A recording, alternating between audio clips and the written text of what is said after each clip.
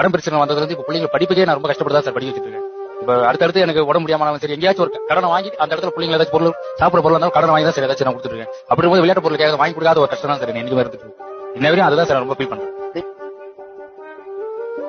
யாரெல்லாம் எங்க அப்பா அம்மா கேட்டவனே எனக்கு நோ சொல்லி வாங்கி தர மாட்டேங்கிறாங்கன்னு யார் வந்து அப்போஸ் பண்ணுவீங்க? எங்க அப்பா அம்மா வாங்கி தர மாட்டேங்க நீ சொல்லுவாங்க. சேர் எக்ஸசைஸ் தெரியுமா? சேர் எக்ஸசைஸ் தெரியுமா? ஓகே, காலை விழுந்து வச்சுக்கோங்க. ரெடி? நோட் பண்ணுங்க.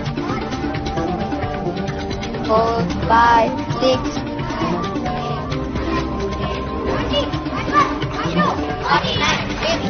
Okay okay. கால் கொஞ்சம் வலிச்சது இருந்தாலும் நான் பொறுத்துக்கிட்டேன். கால் வலிச்சது இருந்தாலும் உங்களுக்கு?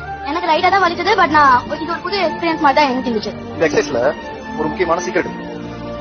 உங்களுக்கு அங்க உட்கார ஒரு சேர் போட்டுருந்தாங்களா? இங்க அதே மாதிரி வந்து சேர் இல்லாம உட்காரும்போது கஷ்டமா இருக்கா? லைட்டா இருக்கு. சேர் இல்லாம நம்ம ஒரு சேர் எக்ஸசைஸ் பண்ணும்போது என்ன இருக்குது? லைட்டா கால் வலிக்குதா? கஷ்டமா இருக்கா? நீங்க யார் சப்போர்ட்ல நின்னீங்க?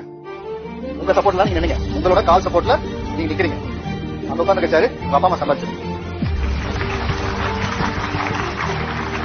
நீங்க ஸ்கூல்ல உட்கார்ந்து சேரு உங்க அப்பா அம்மா சம்பாதிச்சது.